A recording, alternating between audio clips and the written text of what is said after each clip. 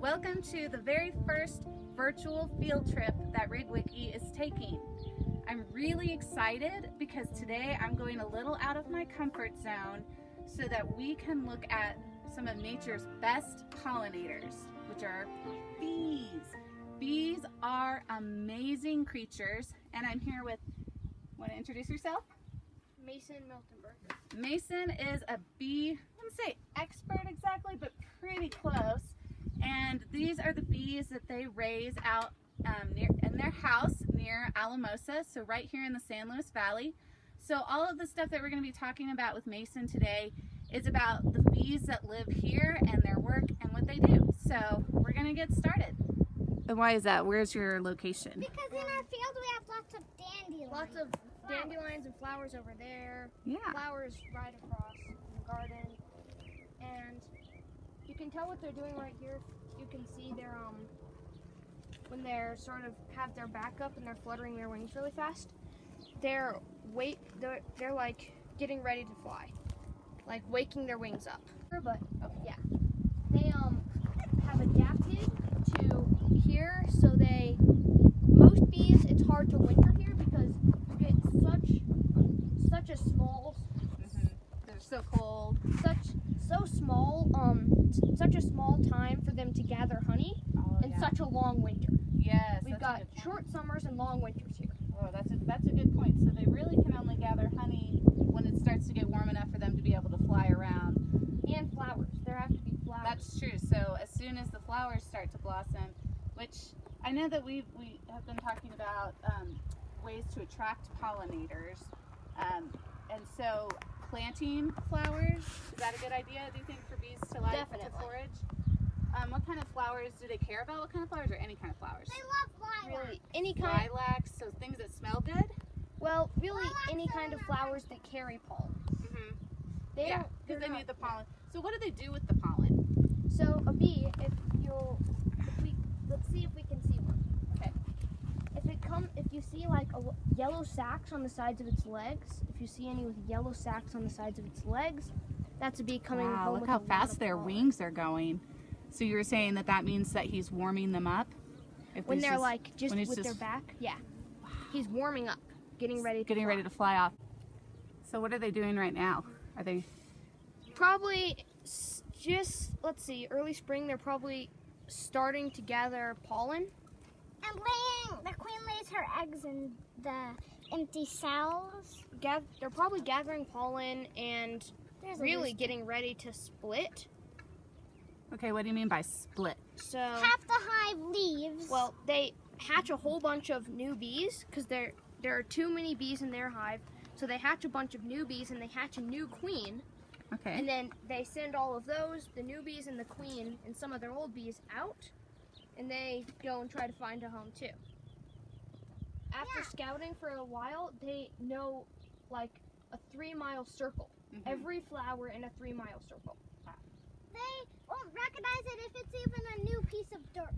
Wow. So bees are really specific, right? So when they pollinate, this is something that I learned, they go to a specific flower for the whole day. Like they don't want to just go to a dandelion and then to a lilac and then to clover. Like they just do clover that day. Is that right? Sometimes it varies because they're pollinating. So the other thing they do is they land on a flower, they rub their legs almost against the flower, get like huge sacs of pollen on their legs. Well, when they land on another flower, some of the pollen falls off, and that's how new flowers grow. And if you want your garden to grow really well, sometimes they have blossoms on it, right? And you have to have your crop flowers even. It's not just pretty flowers, it's like crops we're going to eat. Without pollinators, we wouldn't have basically any food besides meat, pretty much. So there wouldn't be any food if there weren't pollinators. How do you take care of your bees? How do you make sure that they stay really happy? Well, if you notice, you open this up, the hatch up. If you notice you don't see many bees in there, if you notice, like you have to look every couple days. If you don't see many, if you see like a lot of dead bees, that's a problem because they could have mites. Right. Yeah. Which mites are kills it basically. What kind of material is this? I'm actually not sure on that either. But they It feels kind can. of like plastic. Yeah, they can, but it's harder for them to sting through it. Okay, let's hope that they like me and we're best friends and they won't sting me through this. And they like me. Yeah. All right, here I go. Okay. It's easy to tell when your bee suit is dirty and needs to be cleaned, and you don't want anything that reflects ultraviolet light Okay. because bees, that's what they see. Right. That's what's in the flowers that attracts them. And so any kind of pattern that creates a reflection of any ultraviolet light is something you don't want. When you're beekeeping, I want to be able to quickly check you to see if you have any bees on you, Oh yes. That's a right? good point. Because I don't want to harm the bees, and I don't want you to get stung after you take your stuff off. Right, right. Yeah, Right. because you don't want to pull it off and crush bees Exactly. inadvertently. Hey, Grantley.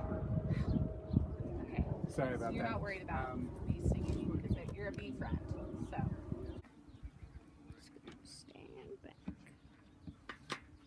You need me to help you? Just stop. Ooh, wow, there are so. How many bees do you think might be in here? Thousands upon Thousands. Oh my goodness, I feel really brave right now. So people really don't have to be worried about bee stings. I'm wearing this protective suit just to show you what beekeepers wear, especially. But generally speaking, bees are pretty gentle creatures, right? They another important thing to remember about a bee sting. So a bee's stinger is barbed. Mm-hmm. So therefore, when it stings something and then it flies off, the stinger is pulled off the bee and then the bee dies. Right, So the bees so- can only sting once. So they don't really want to sting people No. because then they'll die. So they tend to only sting if they're feeling really threatened, right? It's a last resort. Yeah. Okay. Well, that's good to know. So just if you see bees out and about, just remember that pretty much if you leave bees alone, they're going to leave you. What makes them feel comfortable in this kind of space? Well, the way the box is shaped, the way they build their comb matches it. But They like to be protected, right? So Yeah. if it rains or there's a lot of wind, they have a safe place to go in. And I can see through here a little bit of the honeycomb that they're making. So why do bees make honeycomb? well, it's a storage unit. So Okay. first of all, it's a storage unit. It's where they store all they put their pollen in there, and then I think they do something else to it. They cap it off and make honey with. That's how they make the honey. And what did they use honey for? So I know what we like to use honey They for. eat it too. It's a food source. Okay. So what they do is sort of like a bear will do. In the summertime, they gather all the pollen they can. So, because they're not active in the wintertime, they're all trying to, they stay in one group to stay alive, stay warm. And so they can't go out and get food. They just have to use all the resources that they have gathered in the summer. Oh, so they're kind of like anything else that hibernates, and then they have to stay put.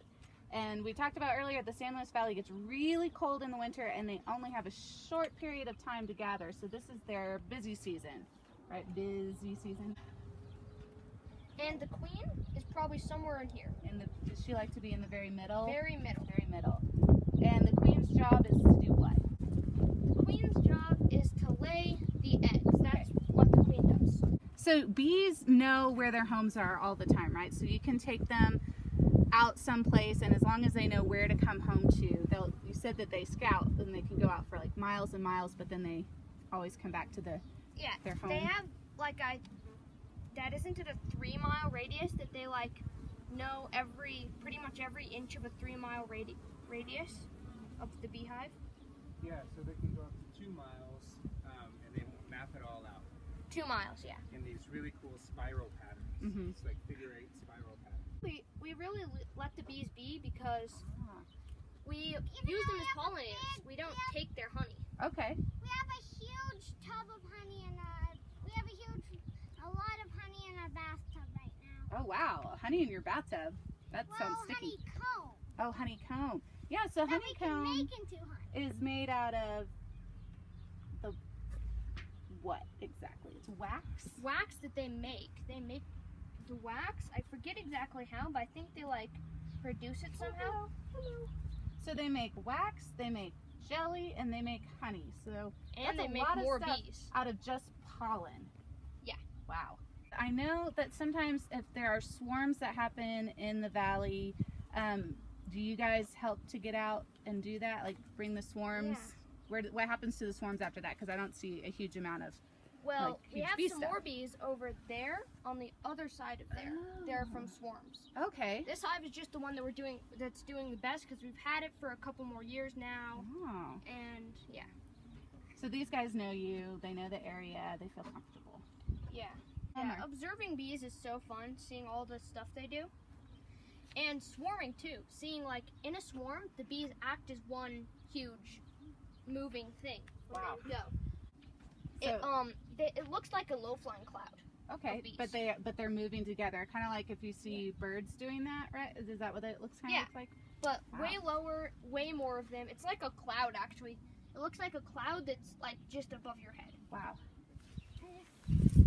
So this was actually, we did what's called a walkaway split. Oh with yeah, these that's bees. right. So the hive that you guys were just at, the queen from that hive laid eggs, and what we did was open up the hive and find those frames that had little bee larvae and capped and uncapped eggs, and then transferred them into here with some honey and other resources. The nurse bees, which are the newly hatched bees, their life cycle goes, so they're laid as eggs, then they become larvae, and then they hatch from larvae and become nurse bees. That's their first job. Oh. So they just go around and take care of the other babies first to make sure that they're fed and cleaned. And, Wow, that'd be amazing as a first job right out, Isn't that right out the crazy? gate. And so then they graduate from there into either being like a defense bee. So when we were at that other hive, you saw like a line of bees that were at the opening that were all like looking out at you. Those are defense bees. They're the ones who are trying to decide if you're a predator, a good guy, or a bad guy. And the foragers are the ones that go out and get the resources. Could include stealing honey from other hives, but oftentimes it's going out and finding flowers or other sources of pollen or nectar. So the two primary food sources for bees are pollen, which is their protein, and nectar, which is like their calories, the sugar Okay, yeah. that they use to make honey. And so what we did was we took basically half of that, split it over here in hopes that they would raise a new queen and then become another colony of bees. And what happens in a swarm is when a bee colony will naturally split, right? So they've decided that they are Too many of us. outgrowing their space, or there aren't enough available resources for them. And Right. as Oh, a these guys superorganism, I've seen at least 3 going now with Yep. little bee Yeah. girls. And you'll notice there's way more out here now that were over here too. Wow. Look, that bee's so drinking. this group has just recently, the nurse bees became foragers. Okay, so they got promoted. Exactly. So there was a growth, a new hatch happened, Okay. and they were able to go out to get some additional Wow, resources. I did not to know live. that bees had so many specific jobs. Yeah. And they will oftentimes be a forager until they die. So it's Wow. oftentimes their last job. Okay, so we're going to open this hive and we're going to inspect a few of the frames. Oh, Dad, are you actually gonna pick up some of the comb? Yeah. Yes. I love this part. So I'm gonna pull out some frames here.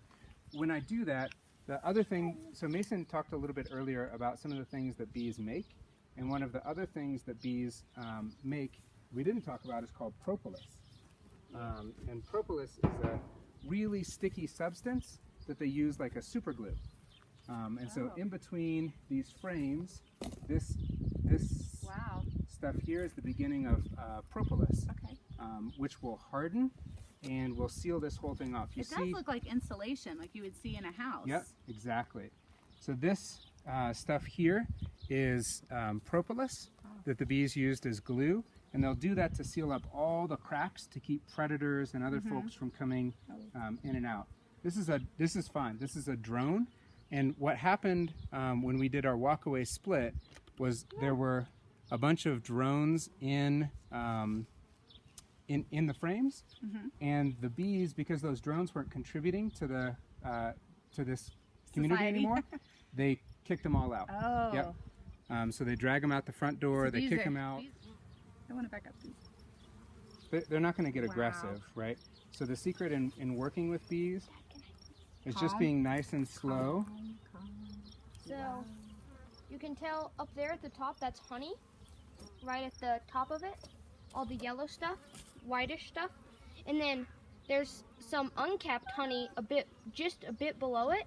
Now these guys are not very big compared to a bumblebee, so you can see how you can get a whole lot in there. Yeah, they say that there's about 10,000 bees in a pound. Okay. And so an average hive will have, 30 or 40,000 bees in it. And Zia bees are a special kind of bee that comes from this area, from the Rio Grande Valley. Oh, okay. Wow. And there's only one place where you can get them, and Zia bees is it. They're down just south of Taos, New Mexico, but they're a bee that was largely native to the San Luis Valley. So they're a little more hardy for our desert environment. Mm-hmm. Do you see, so you'll see, if you look really closely, you'll see some bees that are kind of ghostly white on their fur and others that are really yellow on their fur. Uh-huh. The ones that are really white on their fur, like this one that's crawling right there, is a brand new hatch. Yeah. And so it's just transitioned out of its larva stage into being a nurse bee. Okay. The ones that are darker in their yellow have been around a little bit longer. They're more an older bee. And those are ones that are probably about to graduate to being foragers or the guard bees. Wow. Wow, it's like a puzzle. Yep. Or like Connect Four. Absolutely. Except that they haven't connected all the fours yet. And so I'm also going to show you right in the very middle. Do you see the white wormy things? Oh, where am I looking? I can't point. I know. I'm guessing that was larva. Yeah, so those are larvae. And I'm going to hold it up here And if so that you can see. if you see like a bee go and like put its head into the thing, it's checking on the larva. Oh. Yeah, Well, feeding them, cleaning them, making have sure you that they have seen, resources. what's called bee bread? Yeah. Do they put it inside of the comb then? For Bee the bread is larva? made of pollen. Right. So that's the protein piece. They'll feed that to the larvae and the new hatch bees. We just slide this down really It's gently. amazing what they can do with just pollen and nectar. Yeah.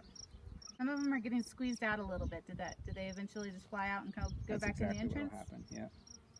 So we just want to make sure we don't trap any bees Right. when we're doing that.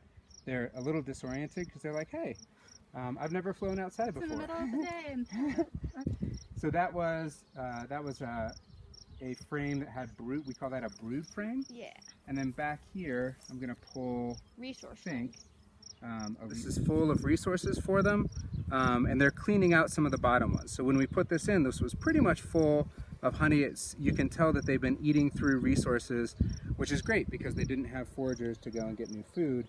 So we put lots of extra honey in there for them so that they could grab some food while they were growing their new colony. So if we leave the smell of honey out for any prolonged period of time, what will happen is it will signal other bees and they'll come and begin robbing the hive of its honey resources. Oh, and if you look down right so there, we want to do our best to try to make sure that we why does protect this it. guy have a little hanger? This because he had a defensive sting. And so another thing that I'm aware of is this creates a pheromone, which will make the bees more aggressive. bees right here have pollen, and they're Like standing these still. are talking to each other. So there's a great way to see the different colors of pollen. You see one's kind of orange down here, and one's kind of yellow. I see that. So that's what makes your honey different flavors too, right? Like your clover honey and your alfalfa honey. Yep, absolutely. And these guys must have been going to the same flower. Back your head up a little, Ribby. You're in that 5-foot zone, that 5 or 6 foot zone. We want them to be able to come in without having to move around you too much.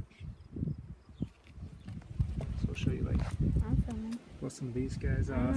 It's warm because it's been inside, so it's more pliable, but Oh, yeah. it's pretty sticky. Ooh, I'm Yeah. gonna touch this. Sticky. Here, let me Just eat grab this. out some honeycomb.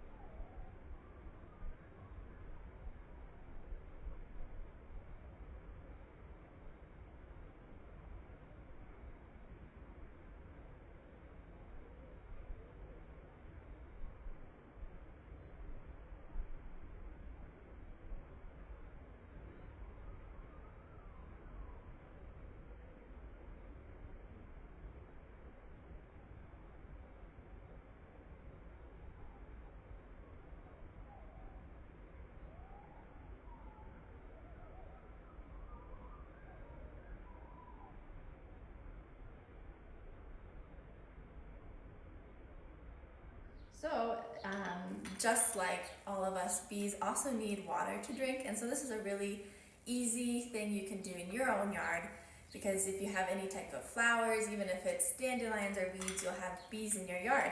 And so this is just a little bee water bath. And what I've done is put some stones in here, and then will fill the water just to the edge of the stones so that they have a place to land and drink water. And make sure that you replace the water every so often so that your water stays fresh.